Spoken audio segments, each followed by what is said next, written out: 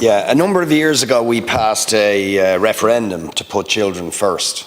But when you hear the testimonies of the school principals that we had in here last week, or indeed recently we held meetings on special education where we had testimony from parents, from teachers, from SNAs, what they are describing is an absolutely dire crisis in our schools and the complete failure of the government to adequately resource and staff and fund the schools for our children, and therefore shortchanging our children on their future and their potential.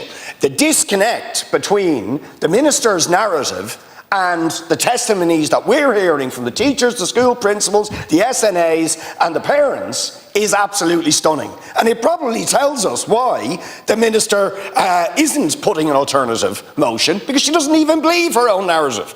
The narrative says, oh, there isn't an underfunding crisis. It's to do with the way we calculate GDP, apparently. Actually, we've had loads of extra staff. We've adequate funding. We're making strides forward.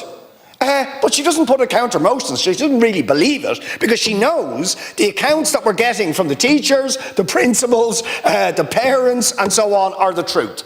And what they describe is principals, teachers, SNAs burnt out, fatigued, considering leaving the job. We have schools overwhelmed with the cost of heating, energy hikes, insurance costs, the day-to-day running of the school, running at a deficit, special needs children in particularly being let down in terms of the special education resources and teachers that they need. The new allocation model, where 1/3 of schools actually lost special education teaching resources, and the minister then comes in and says, oh no, we didn't remove complex needs, when absolutely that is what's happened. And on that, the teachers and the principals have said very, very simply, trust schools. Trust schools. Just listen to them. They know what they need. They have the information you need. But the truth is the government doesn't want to know what they really need, because they're not willing to give them the resources that are necessary. Inability to recruit and retain teachers because teachers are running away from working under these conditions and that level of stress. I just, in my final minute, I just want to paint a picture of my own area, even in terms of the provision of physical school buildings, is quite extraordinary, and the lack of planning, the lack of commitment to schools.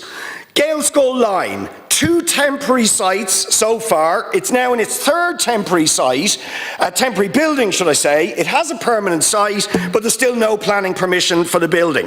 Dún Laoghaire Educate Together, several temporary sites. It now has a permanent site which has planning permission, but absolutely no sign of commencement of the building.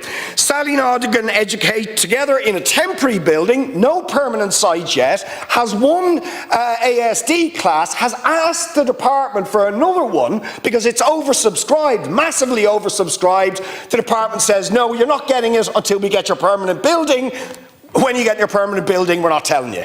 Gaelscoil Fóric, 20 years waiting for a permanent building. Blackrock Educate Together, moving into its 2nd temporary building, not going to get it, still doesn't know when its permanent site or when the tendering for that. There is simply no political commitment or will on the part of the government to fund, resource and plan for the education of our children. It's a disgrace. Thank you. But we have the resources. It's the lack of political will. Sean Kennedy.